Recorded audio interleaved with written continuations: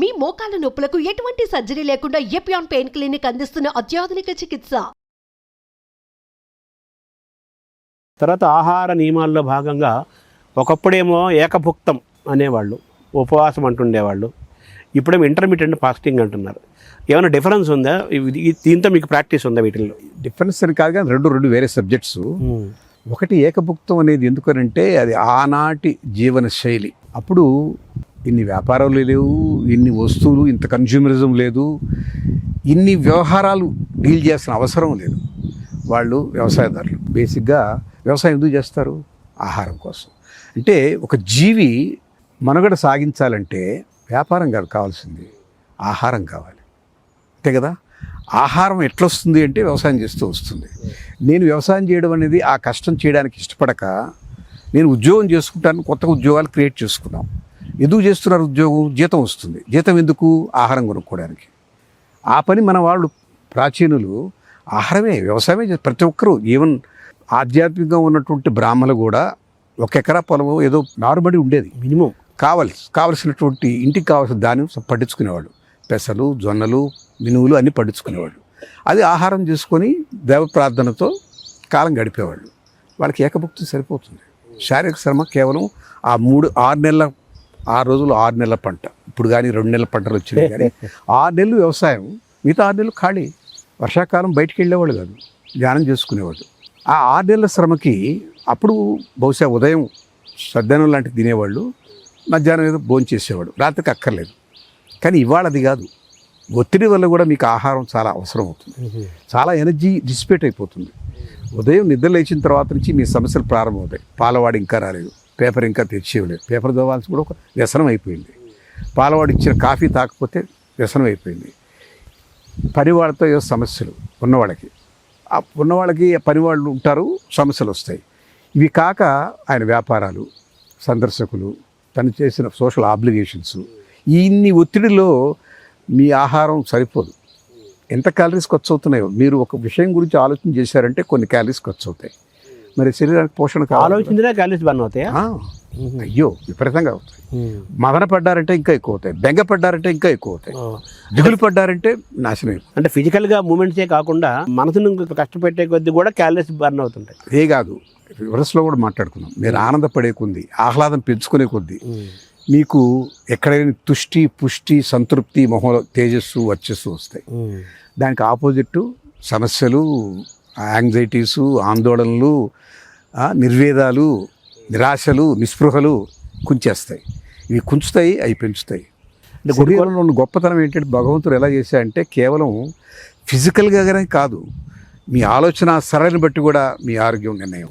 Very good. ఇప్పుడు good cholesterol, bad cholesterol, good bacteria, bad bacteria, లేదా good thinking, bad thinking చాలా ప్రభావం ఉంటుంది. ఇవి మైండ్ మీద, తద్వారా హెల్త్ మీద ప్రభావం చేస్తాయి. మనిషి తేజస్సులో కూడా తేడా వస్తుంది. తేజస్సు కూడా ఫేస్లో చూడండి, కొంతమంది ఈ వ్యాపారాలు, వ్యవహారాలు లేని వాళ్ళు ఒక రకమైనటువంటి నిబద్ధత జీవితంతో జీవించే దూరంగా ఉండేవాడు. ఎప్పుడైనా మీరు నైమిషారణ్యం వెళ్ళారా? చాలామంది అడిపోయి తపస్సు చేసుకుంటారు. ఇప్పుడు కూడా ఏమీ లేదు బయట ప్రపంచం. ఆ చెట్ల మధ్య కూర్చొని ధ్యానం చేసుకుంటూ ఉంటారు. ఎంత ప్రశాంతంగా ఉంటారు, ఎంత గొప్పగా ఉంటారు. ఎక్కడి నుంచి వచ్చింది వాళ్ళకి అందం? హ్యాపీగా ఉంటారు. వాళ్ళు బ్యూటీ క్లినిక్కి వెళ్ళారా మొహంతో పాలిష్ చేయించుకోవడానికి? లేదే. ఆ తేజస్ ఎక్కడి నుంచి వచ్చింది? మన లోపలే ఉంది. ఇదంతా మనం తెలుసుకోవట్లేదు. Great laboratory created by God, great designer. So మీరు చెప్పిన సారాంశం ఏంటంటే ఆనందం. ఇక్కడ కూడా ఒకటి చెప్పుకోవాలి. దేహానికి వ్యాయామం కావాలంటే దాన్ని కరెక్ట్ ఫామ్లో పెట్టుకోవాలి. బుద్ధికి మేధస్సు కావాలి. మేధస్సు లేనటువంటి బుద్ధి వక్రిస్తుంది. మేధస్సు ఎక్కడి నుంచి వస్తుంది? అధ్యవసాయం చదవాలి, మనకున్న వాగ్మయం చదవాలి, మనకున్న వాటిని సమీక్షించుకోవాలి. హృదయానికి ఆహ్లాదం కావాలి. ఎక్కడి నుంచి వస్తుంది? సంగీత సాహిత్యాలు. మనకు ఓవరాల్గా ఆనందం కావాలి, పరమానందం, బ్రహ్మానందం అంటాం. అది ఎక్కడి నుంచి వస్తుంది? సేవ చేస్తూ వస్తుంది. ఇదేం చేసినా రాదు. ఆహ్లాదం వేరు, ఆనందం వేరు. ఆహ్లాదం అనేది అప్పుడు టెంపరీగా కలిగేటువంటి ఒక గొప్ప ఉత్తేజం. మంచి పాట విన్నారు, మంచి కవిత్వం చదివారు, మంచి పద్యం విన్నారు, అది ఆహ్లాదం, టెంపరీ, మంచిదే, అది కూడా అవసరం. ఆనందం, ముఖ్యంగా బ్రహ్మానందం. ఒక మనిషి ఒక ఆనంద స్థితిలో ఉన్నాడు అంటే ఎక్కడి నుంచి వస్తుందంటే కేవలం సేవ చేస్తేనే వస్తుంది నిర్ణయించాడు భగవంతుడు. తృప్తి ప్లేస్ కూడా ఉంది కదా. తృప్తి కూడా ఎక్కడి నుంచి వస్తుంది? తృప్తి నేను ఇవ్వగలిగానంటే. తీసుకుంటే తృప్తి రాదు, అపరాధ భావం. నేను ఆయన చేయి దాసాల్సి వచ్చింది, నేను నా చేయి కింద ఉంది, ఆయన చేయి పైన ఉంది అన్నటువంటి భావంతో వాళ్ళకి తగినంత తృప్తి రాదు. ఇచ్చిన వాడికి చాలా తృప్తి వస్తుంది, అవును. మనస్ఫూర్తిగా ఇచ్చిన వాడికి, అవును. ఏడుస్తూ ఇచ్చిన వాడికి కాదు. అది వేరే. అందుకే చెప్పారు, దానం చేసేటప్పుడు వినయంతో ఉండు, విసిరీయడం కాదు. నీ ఇవ్వగలిగే అవకాశం నాకు దేవుడా నువ్వు ఇచ్చావు, అతను పుచ్చుకుంటున్నాడు, మహానుభావుడు నాకు ఈ తృప్తిని మిగిల్చాడు అని చెప్పి దండం పెట్టి. ఇంటర్మీడియట్ ఫాస్టింగ్ గురించి చెప్పండి సార్. లివర్ అనేది నిత్యం పనిచేస్తూనే ఉంటుంది. మనం మేలుకో ఉంటే అది పనిచేస్తుంది, నిద్రపోయినప్పుడు అది కూడా రెస్ట్ తీసుకుంటుంది. మనం ఎడాపెడా ఎప్పుడు పడితే అప్పుడు తింటూ ఉంటే దానికి ఎప్పుడు పని అలసిపోతుంది, అది కూడా అవయవే కదా. Over doing. ఇంటర్మీడియట్ ఫాస్టింగ్ 18 గంటలు తనకు రెస్ట్ ఇస్తే ఈ లోపల దాంట్లో బాడీలో ఉన్న టాక్సిన్స్ అని విసర్జించి విశ్రాంతి తీసుకొని మళ్ళీ పరిపుష్టం అవుతుంది. లివర్కు ఉన్న గొప్ప గుణం 3/4 లివర్ చెడిపోయినా, తాగుబోతులు చెడిపోద్ది, 1/4 మిగిలిన అదన్నా ఆరోగ్యం ఉంటే 3 దాన్ని తాను పునర్నిర్మించుకుంటుంది. దానికి ఆ గుణం ఉంది.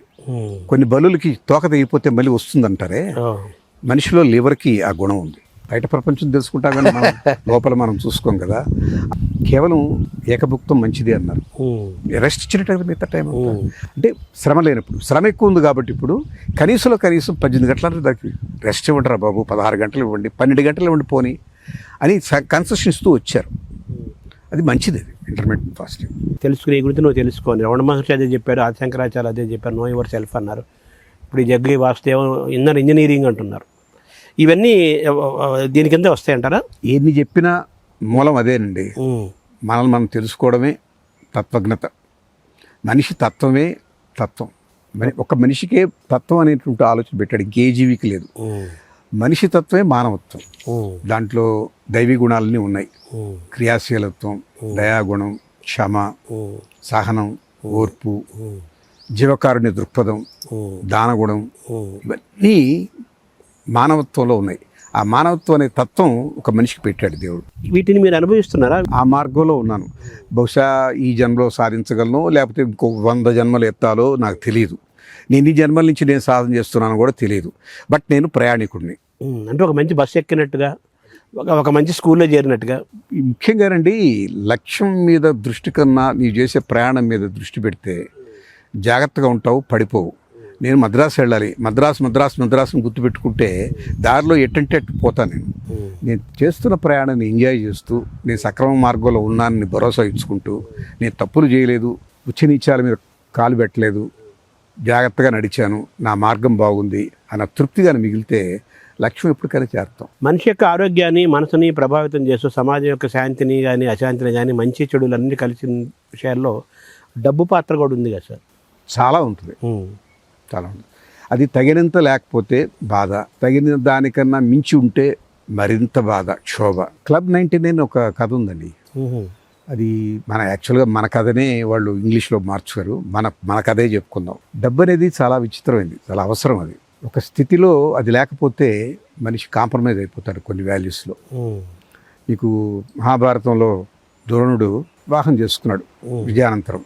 విద్య గడించే సమయంలో ఆయన సహాధ్యాయి ఆయన ద్రుపదుడు చాలా క్లోజ్గా ఫ్రెండ్స్గా ఉండేవాళ్ళు. అంత క్లోజ్గా ఉన్నప్పుడు ఆయన ఒక మాట కూడా ఇచ్చిపోయాడు. విద్య అయిపోయిన తర్వాత స్నాతకోత్సవం అయిపోయాక ఆయన రాజ్యానికి వెళ్తూ, నేను రాజుని పలానా దగ్గర, అప్పుడు దాకా చెప్పరు ఎవరికెవరు, నువ్వు నా రాజ్యానికి వచ్చి నీకు ఏ సహాయం కావాలని అడుగు, మన ఇద్దరం కలిసి చదువుకున్నాం కదా అని చెప్పిపోతాడు ద్రుపదుడు. ఈయన ఆ తర్వాత వివాహం చేసుకున్నాడు ద్రోణుడు. బిడ్డ పుడితే పాలు లేవు తల్లికి. అవును. వెళ్ళి అడుగుతాడు, నాకు ఒక ఆవుని ఇవ్వని, ఒక్క ఆవుని. ఎవడరా నువ్వు, నీతో నేను చదువుకున్నానా, వద్దులేదా, నువ్వు పేద బ్రాహ్మణుడు అని చెప్పి తూష్ణీభావంగా మాట్లాడతాడు. అంటే ఆయనకి ఆ రోజు లేదు కాబట్టే కదా అంత అవమానపడ్డాడు. అంత విద్య ఉన్నటువంటి మహానుభావుడు అంత అవమానపడ్డాడు, ద్వేషం పెంచుకున్నాడు, కక్ష కట్టాడు. ఆయన ధర్మానికి పక్కకు తలిగాడు, శిష్యుడిని తయారు చేశాడు. శిష్యుడిని అడిగాడు, నాకు గురుప్రసాదంగా ఏమి ఇస్తామని. వాడిని కట్టి తీసుకురండి అన్నారు. అది ఒక సాత్విక గుణం ఉన్నటువంటి బ్రాహ్మడు చేసే పని కాదు. ఎందుకు చేయాల్సి వచ్చింది ఆయన? ఆ లేమి నుంచి. అందువల్ల లేమి అనేది మంచిది కాదు. ప్రతి మనిషి స్వయం సమృద్ధి సాధించుకోవాలి.